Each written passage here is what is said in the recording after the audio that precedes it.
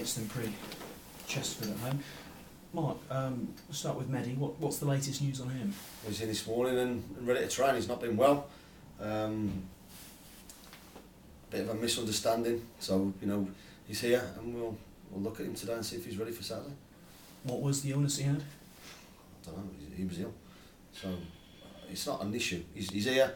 He's ready to go, and I'm looking forward to working with him again. Excellent news there. What's the boost for the squad and the team overall going to be after getting that win on Tuesday? Massive, but it's a big game for us. Big game for us on Saturday. It was a big win because we needed it. We needed the 3 points, and it's a step in the right direction. Like I said before, it was better. We a lot of positives. I watched the DVD yesterday. We created lots and lots of chances against a team who've beaten Bury. Who were a real form team. It was not as easy as it was never going to be as easy as people would have imagined. Expected just to turn up and win against the bottom of the league team, and never happens. But I thought we were really good. I thought we thoroughly deserved it, and we showed a lot of character and a lot of quality as well. And gives you plenty of confidence as you go from one extreme to the other in terms of opposition. Exactly, yeah. Chesterfield, the best team we've played, in my opinion, so far this season. And we've got to be up for it. We've got to be better. We've got to go into the game with a game plan, but believing we can win. And I do. I know that they battered Wycombe. I know that they got beat by Morecambe on Saturday, and they were hurting. And he got his perfect response. John did, and I'm looking now for my players to carry on what they showed me on Tuesday night. We've not been as bad as 7 games without a win suggests. We were on Saturday, but I got the perfect response and a good performance, and I'm looking for the same on Saturday. So often we hear the comment, all the teams in League Two can beat anyone else on their day. Chesterfield, though, fair to say they're a cut above the rest. What makes them so good? They've got good players, good manager, but it's not about them.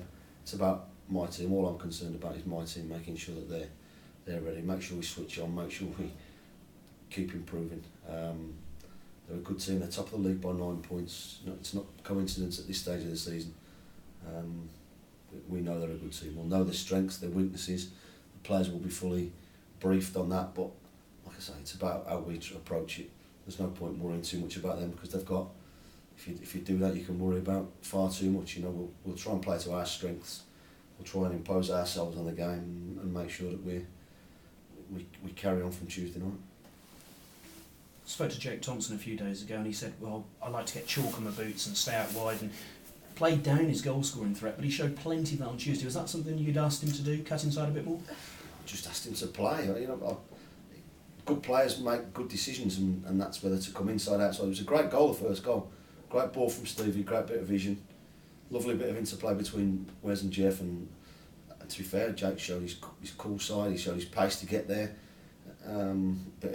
A real bit of cool finish, but he had 2 or 3 good chances as well.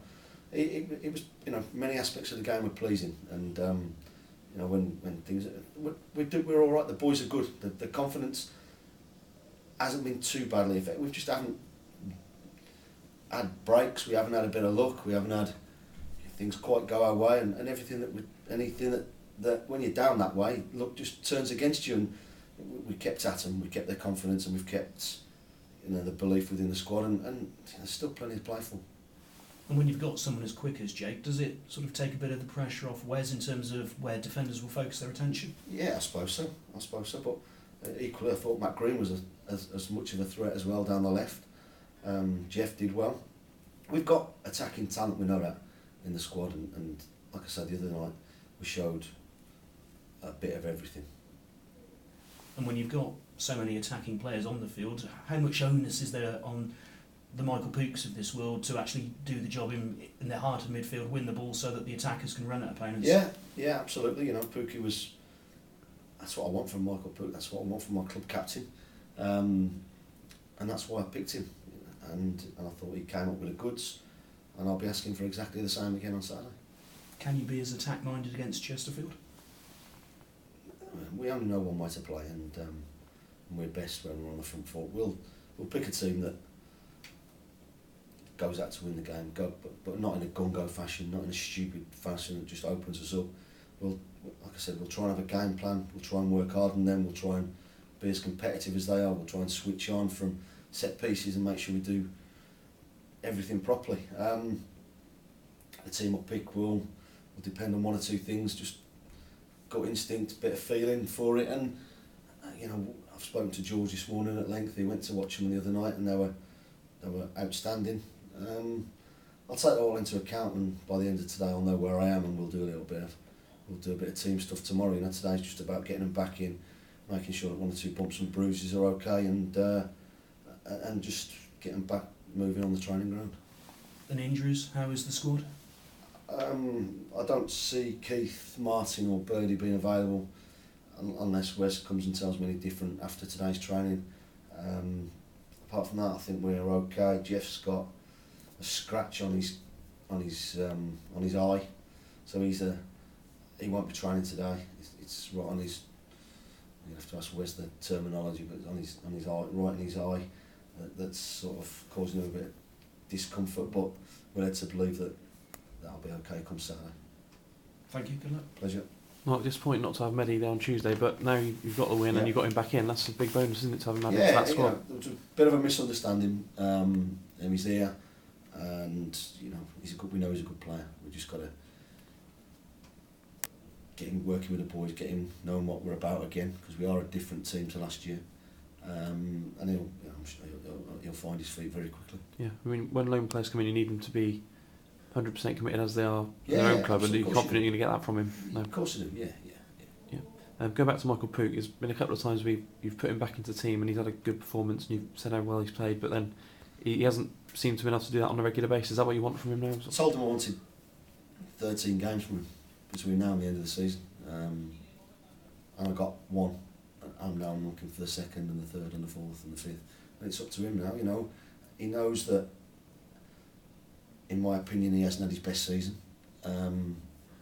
but Tuesday night went some way to show me what he's about, and we all need to be more consistent, and he epitomised what we were about. I thought he was tenacious, I thought he was aggressive, I thought he was competitive, and all that ugly side of the game I thought he did very well. Plus then he could get on the ball and make things happen, but we need someone in there doing that. We've got a lot of players, a lot of ball players, a lot of people who people think can play, but we need that aggression and that competitive edge, which I thought we had in abundance on Tuesday. He had a point to prove, and like I say, he's gone some way towards proving that point.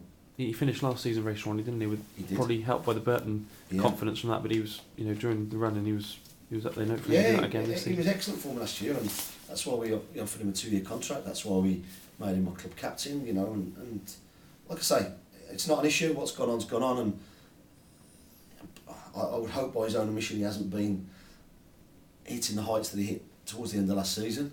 But that happens, and it's about when you get your chance again, taking it. And I could have left anybody out after Saturday.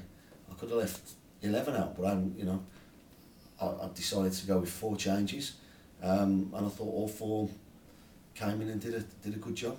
Yeah. Everyone went home happy at the end of the game, but it must have been the one disappointment. Must have been the goal. Switching on the set pieces. Yeah, not good on our part, and it's not as if we've not talked about it, but mistakes happen.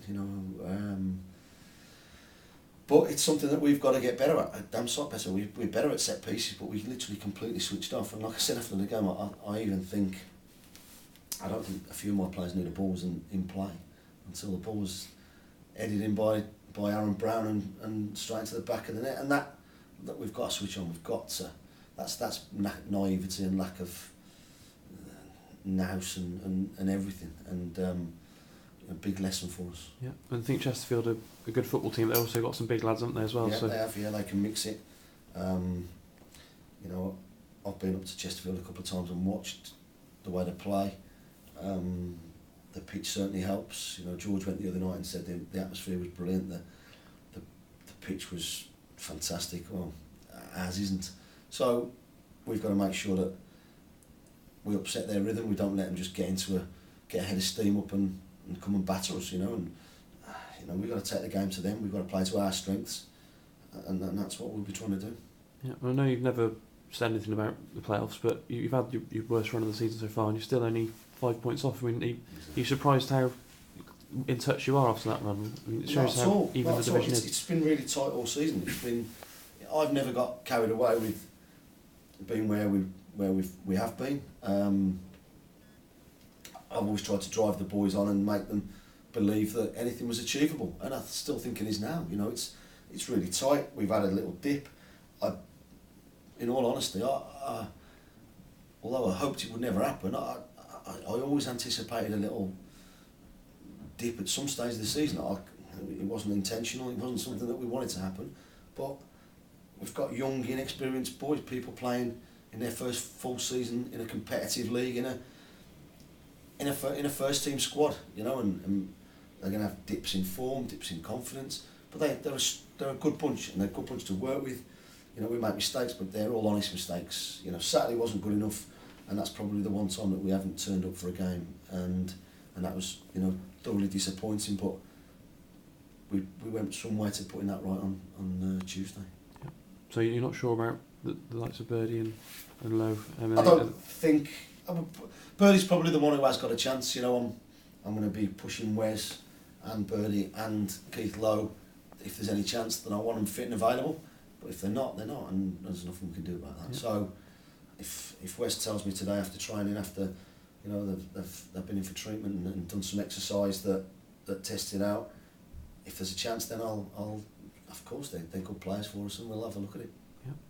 Cheers, Matt.